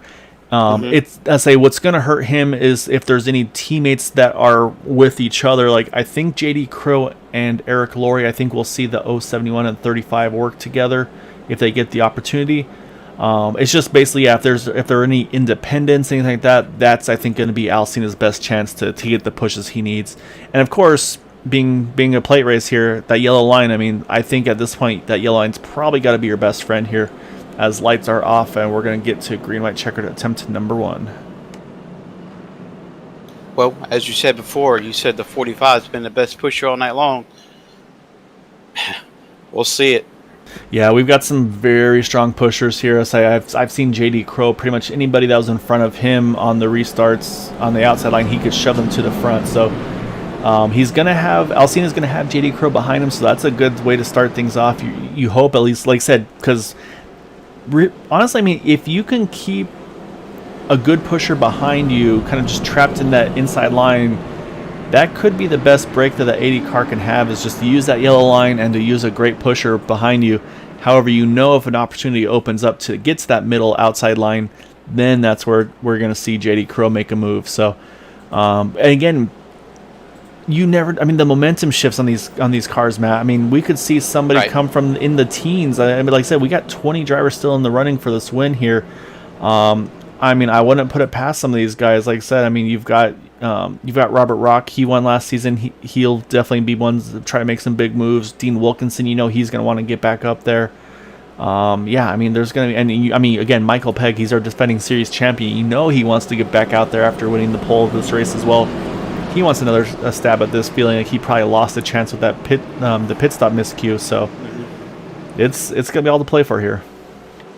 But if I'm thinking championship, I'm thinking points. So, you don't have a shot at least get a good finish in.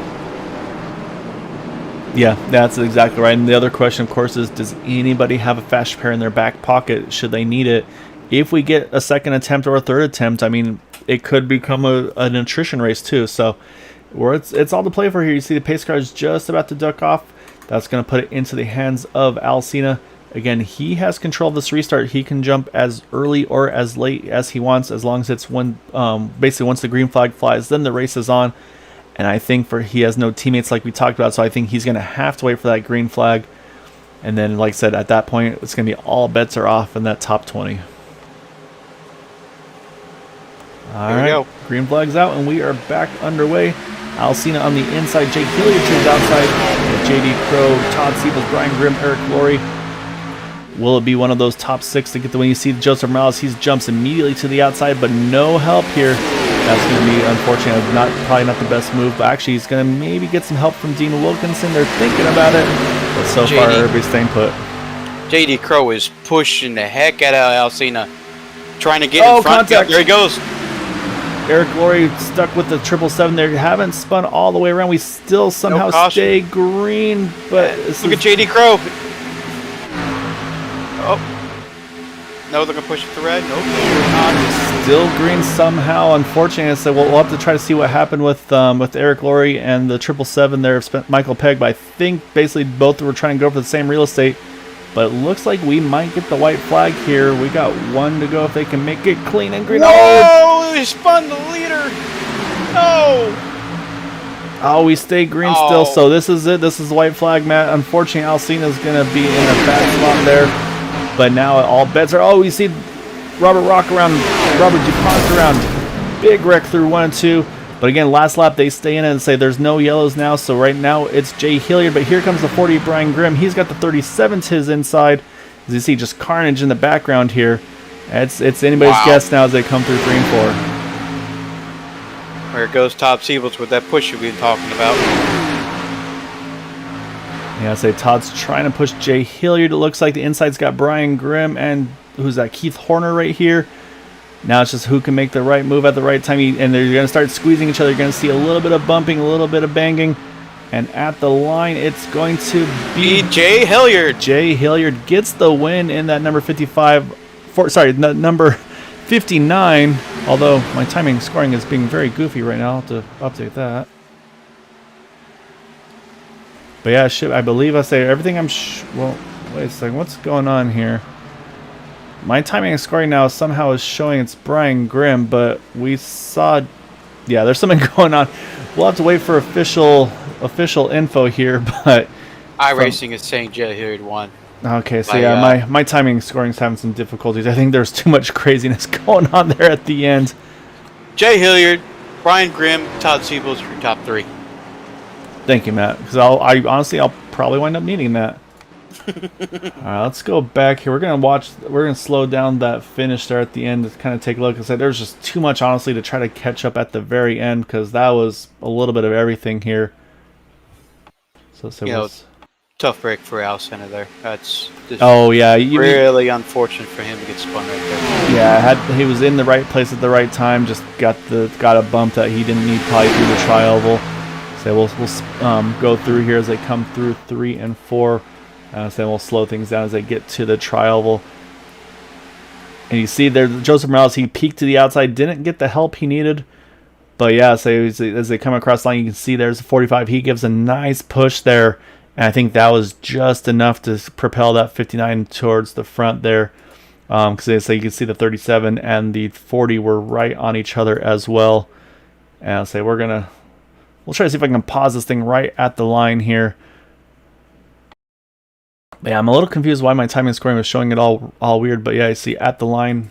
Oh, doesn't help if I press the wrong button, Matt. Yeah, that would help. Yeah, that would help. Let's do it one more. Let's try it one more time here. But yeah, you see, pretty much, about a full nose there for Jay. Like I said, then over the 40, like I said, the 45, 37. So I say not 100% sure of the timing and scoring. Like I said, showing various drivers in positions that they weren't actually in, but yeah, should be Jay Hilliard as our race winner here. So just I'll say again, we'll take some of these results with a grain of salt. We'll double check to see how that pulls up here. There we go. Yep. Okay. So it is showing up correctly here. So there's before we get to our interviews, Jay Hilliard is our race winner by just under 0.02 of a second over Brian Grimm. Todd Siebels in third. And then you got Keith Horner, Joseph Morales rounding at our top 5. And JD Crow, William George. Somehow Matt Quaby Brooks got through all of that melee. He finishes in 8th position. Wow. And then from there, I think everybody else probably got caught up in those late wrecks there. You see Vicente Guerrero about 2 seconds off in 9th. Mark Mastrella. Then you got Les Levy, Dustin Lamb, Dean Wilkinson, Nick Manfredi. Michael Pegg, unfortunately, drops to 15th after getting caught up in that incident as well. Then you got Derek Gilroy, Robert Dupont, Robert Rock, our top 18. We'll continue to drop Alberto Lopez, Jack Walls. You got David Overstreet, Jim Brooks, Cody Neagles, Kevin Spencer, Eric Laurie. And I think both of us, Matt, probably feel the worst for Alcina there. Somehow leading, pretty much coming to the white there, winds up in 26. Not sure how he drops that far in one lap, but just that's a huge heartbreaker for Al. He was in a great position there. Then you got Michael Spell, Chummy Miller in 28th. And then to finish things off, you got James Hickson, Bob Fitzgerald, Kevin LaChance, Everett Lane, Randy Miner, TJ Allen, our final 34 drivers here tonight. All right, so Matt, I'm gonna probably have to defer to you on some of these because I say my thing's going crazy. Like I said, I think with everything that was going on there, my game couldn't keep up with what was going on. It was showing me everybody was in different places. I think I might see what it was. However, we're going to go ahead and start pulling up our drivers to have a chat with. And we're going to start with our 3rd place finisher, and that is going to be Todd Siebels. So we're going to drag Todd on in here. And Todd, you almost did the back to the front challenge there tonight, gaining 33 spots there. Or sorry, I believe actually 32 spots to finish in 3rd position. But man, I mean, how much are you hoping it was going to just wind up being between about the 5 or 6 of you there at the end before that last yellow came out? Because I'm sure at that point you knew all bets were off and it was just going to be kind of pure chaos there. Well, TW Motorsports, my teammates, we finished 1, 2, and 3. And once I had Jay in front of me, I mean, I was obligated to push him wherever it took us. And then when we had JD Crow go in front of us, I just told Jay to pass him. Let's get around him. And we had a good speed and were able to get Jay up front and keep him there. Thankfully, Brian Grimm was right there next to him. See, that answers some questions right away. So Matt and I were talking about, we don't know like kind of which drivers are teammates and or just kind of trying to work with each other, maybe that race, things like that. So yeah, I mean, start off the season with a 1, 2, 3 for the TW Motorsports. As I saw Bradley chime in on YouTube saying great job by the team as well. So yeah, I mean, not much better way to start that off, but I think the one thing I noticed the most was under those green flag pit stops, I believe the 3 of you actually, you guys worked the field numbers. You stretched it all the way to lap number 33. A lot of those drivers were going to about lap number 30, I believe. Did that kind of open up some opportunities for you guys to maybe try to do some, maybe stretch it a little bit longer, maybe take that little bit less fuel on that final stop? Should it have gone green to the end? I mean, was that kind of the game plan there? Well, that's a good question. I think it was kind of situational. Sometimes we found ourselves with some lap cars ahead of us, which gave us an opportunity to pick up some extra speed. As long as we had enough fuel to be able to pit, and in the event that there was a caution, we'd still be able to pace to get fuel. We try to try to push it all the way to the end. But since we had those lap cars, we were able to gain that extra speed. We thought that would be helpful, especially on our exit when we're trying to catch up with the folks, that are already up to speed. I mean, I say it pretty much. I say it takes a little bit of everything. I say, and I think it all kind of came together to you. And I was kind of joking during the broadcast. I was giving you a hard time about I got to put some sponsorship on that car, and so I say what better way than to put the simulator on of iRacing on there. So I say start off with it and get a podium finish on your first attempt. That's maybe not a bad way to kick things off, huh? Yeah, I used to paint my own cars, and then Trading Paints censored one of my paints. So I said, you know what? I'm not sending them any more money. Enough of that. Wow. So I'll just use iRacing paints. Gotcha. Nah, well, I'll say if you ever decide to either do paints or do custom paints again, I mean, I mean, as I'm sure you're aware, so you got some new sponsors on board. So you got Levy Designs now doing some paint schemes. Obviously, the TJ Chummy Esports group, they also do some paint jobs as well. And I know there's a lot of good painters out there. I would love to see some of your work as well for future stuff. But that being said, though, paint jobs aside, I mean, just awesome job tonight, man. Like I said, start pretty much shotgun, get all the way back up into third, right there with your teammates 1, 2, 3. Not much of a better way to kick off the new season. So definitely want to give you the floor, though. Any thanks and chats you'd like to give for that run tonight? Well, I just want to thank TW Motorsports. Several of our drivers had some bad luck. Poor Randy Miner, he didn't fare very well tonight, and Dean Wilkinson and Robert Rock. Usually those guys are always up front. So maybe next race we'll be able to take the first 6 spots. We'll see what happens. Anyhow, would like to thank Area 51 and for you folks for doing such a fine job broadcasting. I listen to the broadcast while I'm racing, and I enjoy your commentary. So thanks for your contribution there. No, we thank you. So that's some pretty impressive multitasking. I think I would get too confused between that and the race chat and the Discord chat. So well done being able to decipher all of those various commentaries during the race. And hopefully I can steal some. I can kind of relay some stuff to help you out during the course of the race that I don't even realize I'm doing. So. Just awesome job though tonight, man. Way to go, Todd. I'll say, like I said, great result for you and your team. I'll say, next up is just get the rest of those 3 teammates up there and run out that top 6. So enjoy this one though, and look forward to seeing you the rest of the season, sir. Thank you for the kind words, and appreciate everything. And again, thanks for the broadcast and Area 51 for such a good race. Have a good night, Todd. You too, gentlemen. Thanks. All right, Matt, that's going to switch us over to our second place finisher. And we knew this guy was TW Motorsports because if you don't know he's TW Motorsports, you're missing the hood, as it's pretty nice and obvious on there. But man, Brian, we saw you throughout the course of the race. It was pretty apparent you were going to be one to contend with if you could just kind of get yourself in the right place at the right time. Some great pushes that you were able to kind of get people up there. And then it was looking good you had your teammates there all together there, and then that yellow comes out. I mean, what's the chat process? What are you guys going through your minds there through Discord, saying like, all right, it was going to be hopefully maybe a 6-car shootout for the win. Now we've got 20 cars on lead lap. I mean, did that change anything on the thought process, or I mean, take us through what you guys had to do there? Well, we were just talking. I was down on the low line, and the other 2 TW guys were up high, and we were talking about, if we get a good jump, I would try to get up there and help push, but of course couldn't get up there. But before I get started, I'd like to apologize to Al Cena. He's a great guy. I've raced with him lots of times, and I was just trying to keep him out in front there and push him under the yellow. Yeah, I mean, I said that was something Matt and I were, and it's something we talked about too. Is when you start getting to crunch time, the last kind of couple laps, especially green white checker, it's one of those situations I'm sure where you've been a part of too, where just every push is going to be a little bit harder. You guys are going to start squeezing each other probably a little bit more. Just everything ramps up basically. But like he's mentioned, I was saying that's one of the things I really do love about this league is it's. I mean, of course, I'm sure you're happy with the result, but like you said, to be able to kind of take the time to kind of, like you said, to chime in to Al there. Unfortunately, like I said, just bad luck for him on that one. So yeah, again, just one of the things I got to chime in as well. There is just one of the things I really like about the league that let's say just it's a really good group of guys that you guys are definitely on top of things.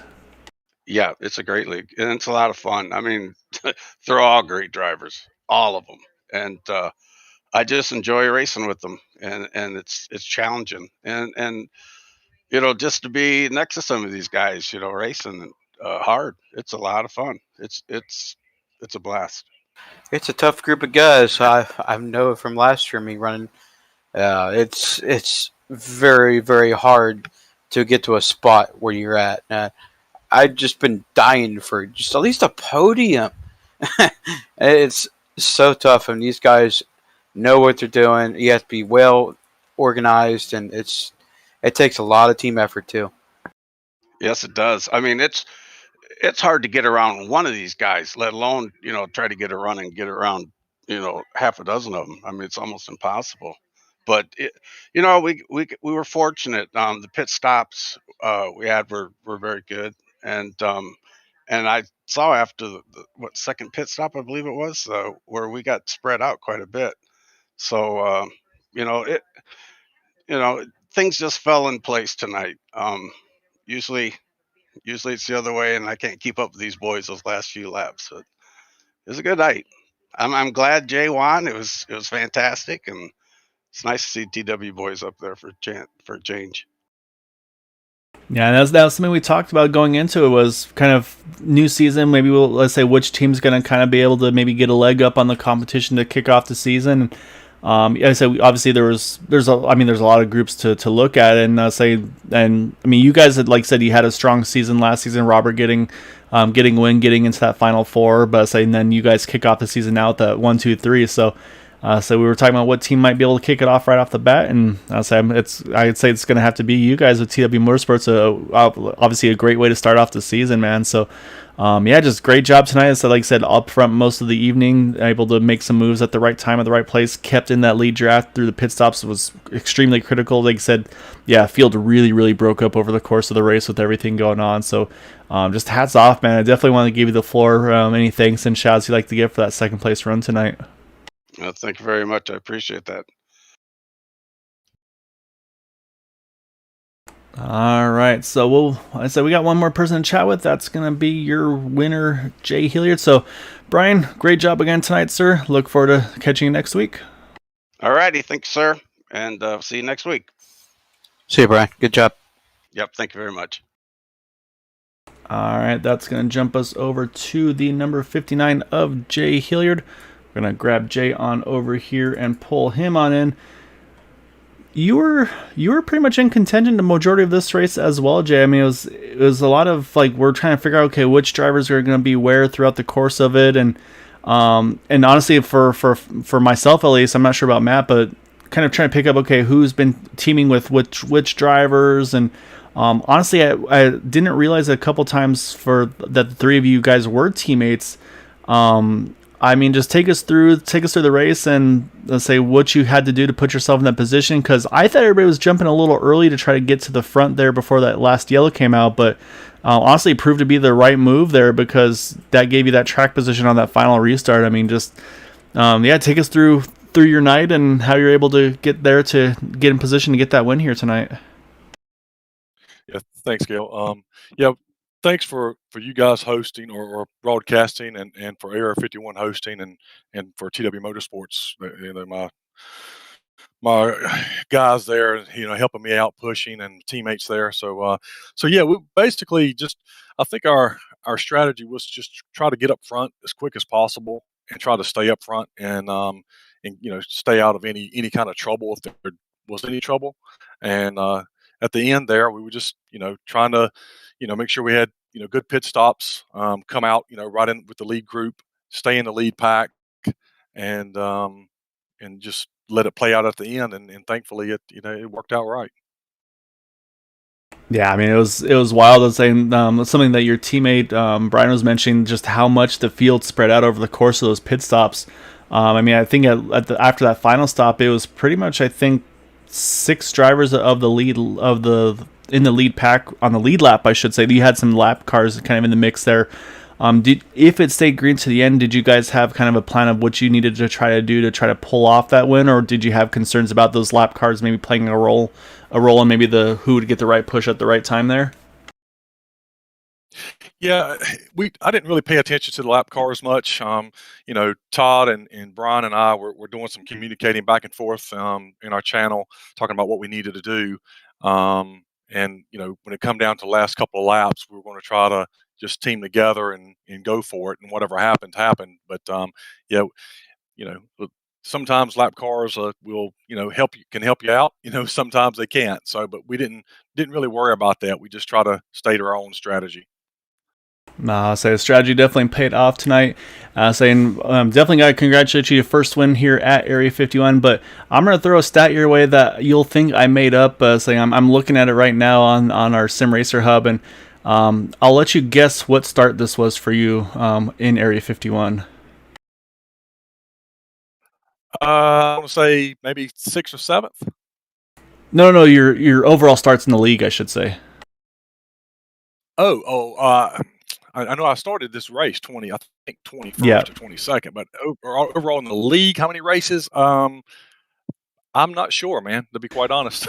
So I'll say you in car number 59 get race win number 1 with Area 51 on your 59th start. So say that as wow. Like I said, really? I cannot make that up. I'll give you a little screen cap or something like that. But yeah, getting win number 1 on your car number start. I heard there's rumblings of maybe changing car numbers if another one was available, but I think that might have to change after getting the win here tonight. Yeah, that's a pretty good stat. I didn't know that. I wasn't even sure how many starts I'd participated in, but yeah, appreciate that. I'll say before we let you go, though, Jay, definitely want to give you the floor. Any thanks and shouts like to give for that win tonight. It was an awesome job between you and your teammates. Like I said, to lock out that 1, 2, 3.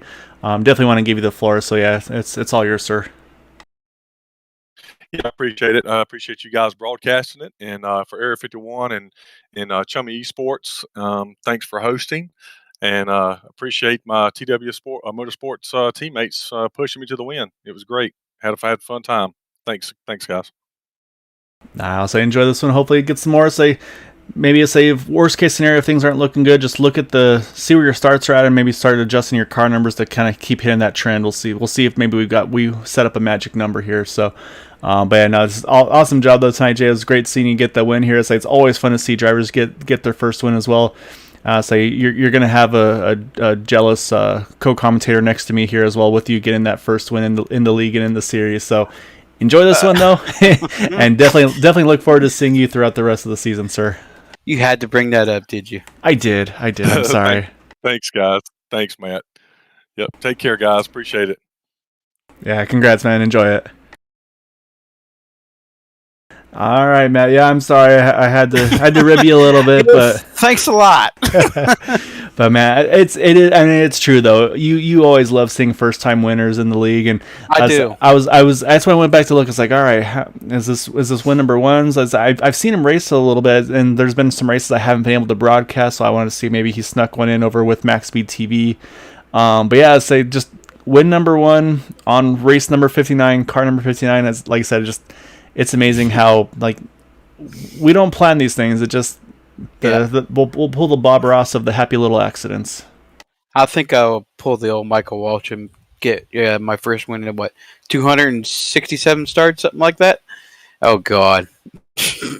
Yeah, honestly, that's probably better that I'm in the booth, because I'd be right there with you, man. To say these guys, I mean they make it look easy, and it's anything but. So, but Matt, really thankful for you to hop on here.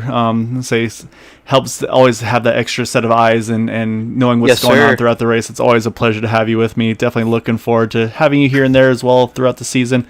But man, you've got some racing to do coming up in a couple of days. Let's say you got the IR18s coming up with Area 51 with the Indy cars there, and then of course Dark Horse with the DW12s. I look forward to racing with you in those bad boys as well. So it'll be fun to get back out on track with everybody.